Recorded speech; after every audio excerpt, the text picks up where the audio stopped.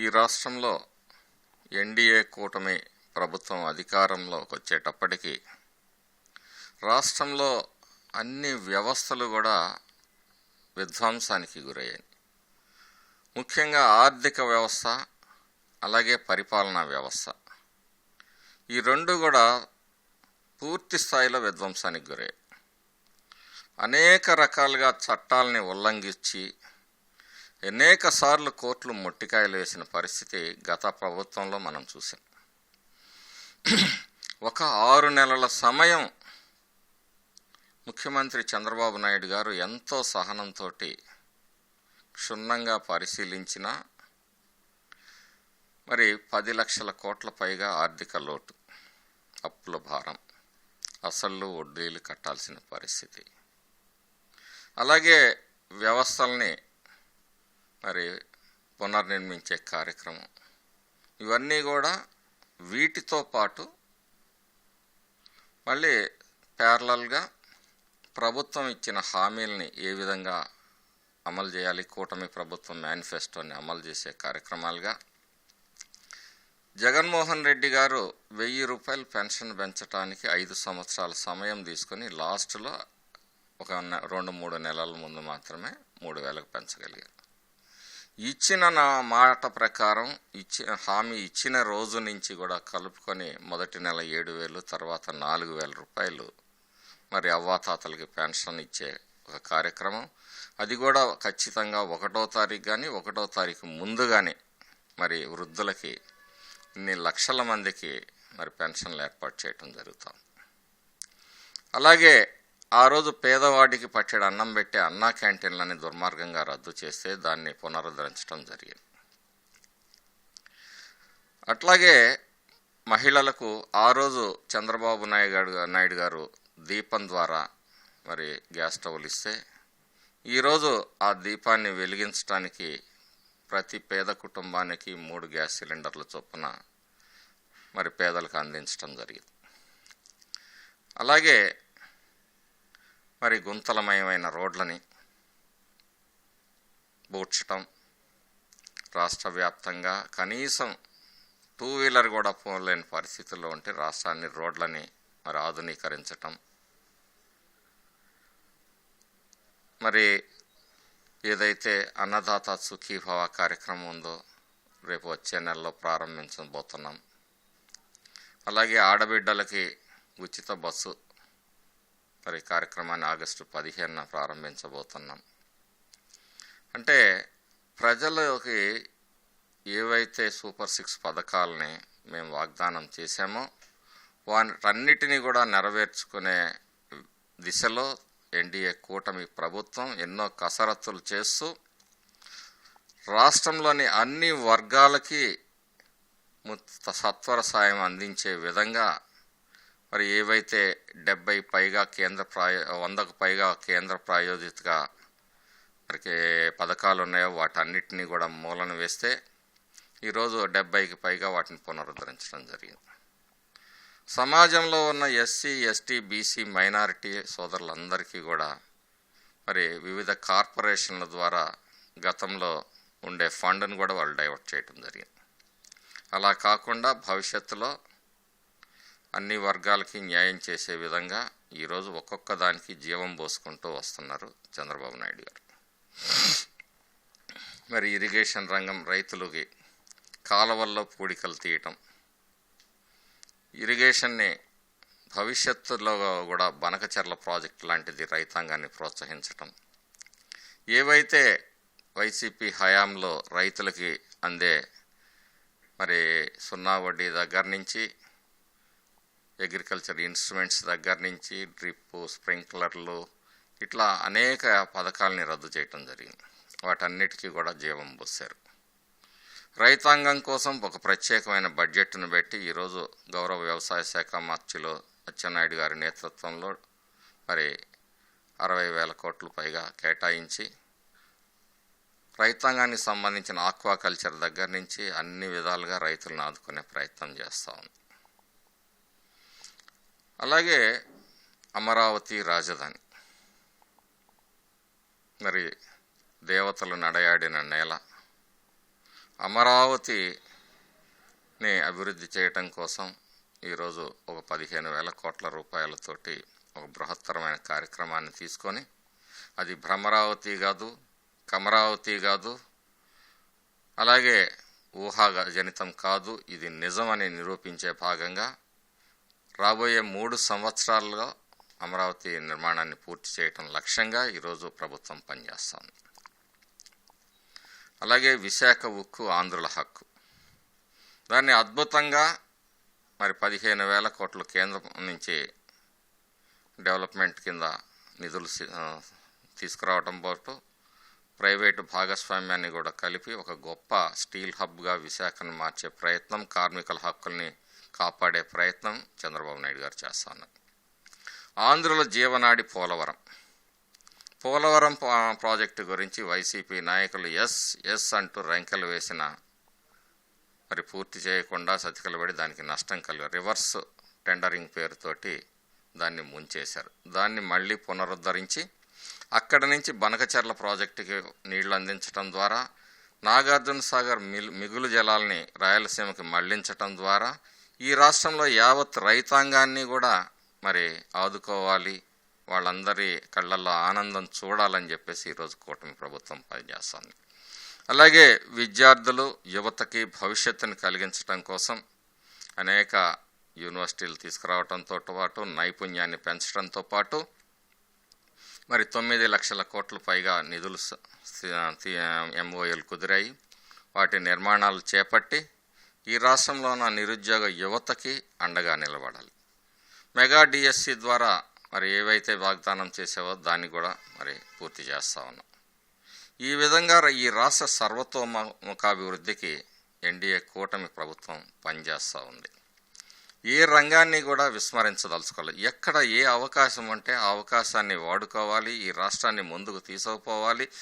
అక్షర క్రమంలోనే కాదు, అభివృద్ధి క్రమంలో కూడా ఈ రాష్ట్రాన్ని ముందుంచాలనే చంద్రబాబు నాయుడు గారి తాపత్రయం ఈరోజు 77 ఏళ్ల వయసులో ఆయన శ్రమిస్తున్న తీరు మా అందరికీ కూడా ఆదర్శం.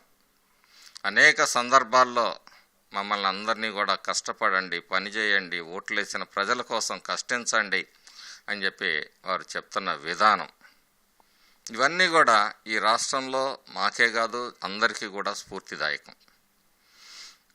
అలాగే ప్రజా ఆరోగ్యం, ప్రజలకి మరి అభివృద్ధి అన్నీ కూడా ఈ రాష్ట్ర ప్రజలు అనుభవించాలి అని చెప్పేసి మరి P4 ప్రోగ్రామ్ అన్ని అభివృద్ధిలో కూడా వాళ్ళని భాగస్వామ్యం చేశారు. మీరు సంపాదించారు, సమాజానికి కూడా మీరు ఉపయోగపడండి అని చెప్పేసి ఆయన మోటివేట్ చేస్తున్న విధానం, ఇవన్నీ కూడా వైసీపీ నాయకులు ఓర్వలేని తనంతో వ్యతిరేకించవచ్చు. అయిపోయిందా P4 అంట? అయిపోలేదు. ఈరోజు ఒక అడుగు వేస్తాం, రేపు 2వ అడుగు వేస్తాం.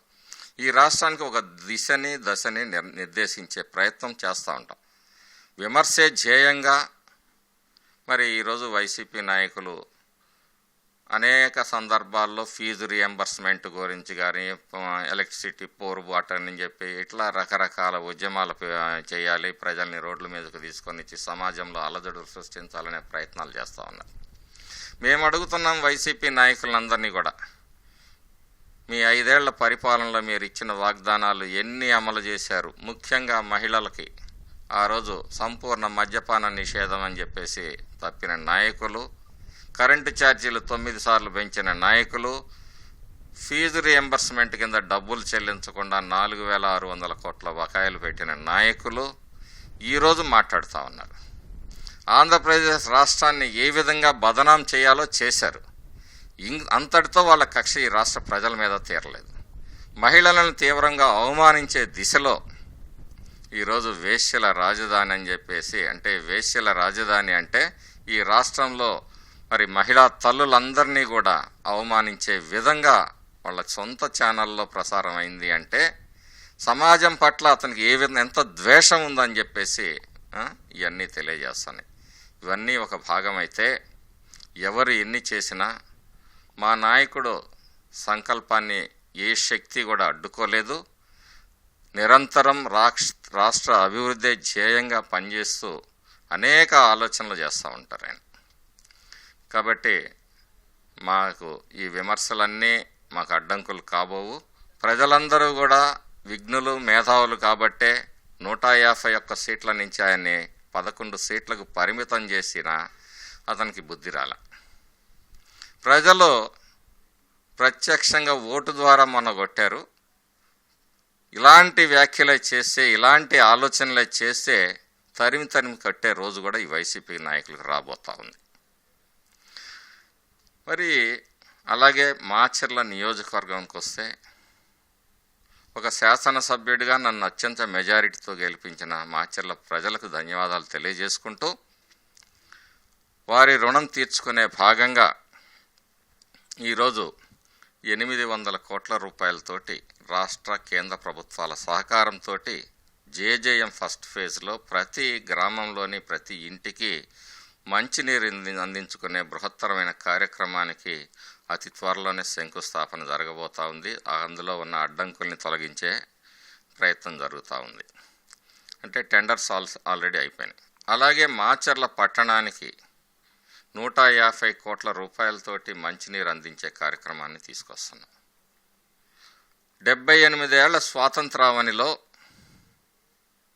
మరి మంచినీళ్లు కూడా ప్రజలకు అందించలేని దుస్థితి నుంచి ఈరోజు ప్రతి గ్రామాల్లోని ప్రతి ఇంటికి కూడా మంచినీరు అందించడం అనేది చంద్రబాబు నాయుడు గారికి ఒక ఘనకీర్తిని సంపాదిస్తుంది. ప్రజల మనసుల్లో సుస్థిరమైన స్థానాన్ని ఏర్పాటు చేస్తుంది. అలాగే మరి ఆర్ఎండ్బి ఏదైతే సిరిగిరిపాడు నుంచి మల్లపాలెం వరకు కూడా హైవే రోడ్డుని డెవలప్ చేసే దాంట్లో 250 కోట్లు సుమారుతో రోడ్డు నిర్మాణం చేయటం, మరి ఎన్ఆర్జేసీ కింద 20 కోట్లతోటి పనులు, అలాగే మరి మైనింగ్ ఫండ్స్, కమ్యూనిటీ హాల్స్,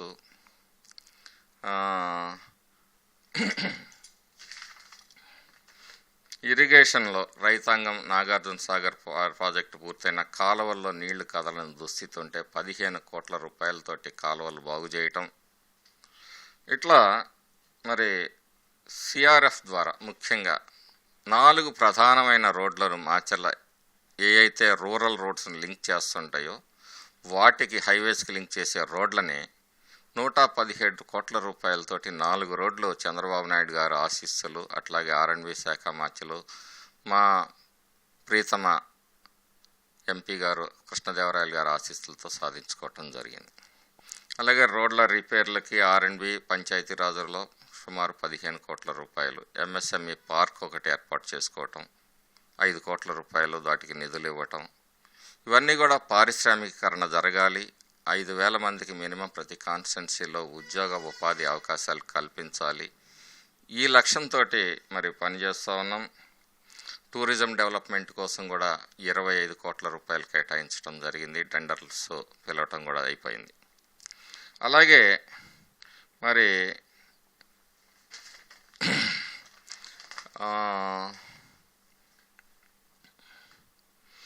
అనేక స్కూల్స్, హాస్టల్స్, ఎస్సీ ఎస్టీ బీసీలకు సంబంధించిన హాస్టల్స్, స్కూల్స్ డెవలప్ చేయడానికి ఇప్పటికే ఒక 15 కోట్ల రూపాయలను మంజూరు చేయటం, అలాగే కేంద్రీయ విద్యాలయం 25 కోట్లతోటి ఏర్పాటు చేయటం. ఇవన్నీ కూడా ఇంత క్లిష్టమైన పరిస్థితుల్లో మేము సాధించింది గొప్ప విజయంగానే భావిస్తాం. నిరంతరం ఈ రాష్ట్రంలో యువత, విద్యార్థులు వాళ్ళ భవిష్యత్తు గురించి మరి ప్రత్యేకంగా లోకేష్ బాబు గారు చర్యలు తీసుకుంటూ ఆయన ఆలోచనతోటి విద్యా వ్యవస్థలో సమూలమైన మార్పులు తీసుకురావటం, అట్లాగే టెక్నాలజీని వాడుకుంటూ విద్యార్థులకు మరి మంచిగా విద్యా బోధన చేయటం, ఇవన్నీ కూడా ఈ రాష్ట్ర ప్రజల విద్యార్థులు యువత భవిష్యత్తును తీర్చిదిద్దే ప్రయత్నం కూడా లోకేష్ బాబు గారు తీసుకున్నారు. ఇవన్నీ కూడా మరి అనతి కాలంలోనే తెలుగుదేశం ఎన్డీఏ కూటమి సాధించిన అద్భుతమైన విజయాలు. ఇంతకు మించి ఏ నాయకుడు కూడా ఈ కాయిలా పడ్డ ఈ ఆర్థిక వ్యవస్థని బాగు చేయడం అనేది అనితర సాధ్యం. ఒక్క చంద్రబాబు నాయుడు గారికే ఇది సాధ్యమవుతుంది. ఆ చంద్రుని చల్లని దీవెనలు ఈ రాష్ట్రం మీద 10 కాలాల పాటు ఉండాలి. ఆ భగవంతుడు వారికి మంచి ఆయురారోగ్యాల్ని ప్రసాదించాలి. ఇది ప్రజాక్షేమం కోసం, ఈ రాష్ట్ర అభివృద్ధి కోసం అని చెప్పేసి నేను కోరుకుంటున్నాను.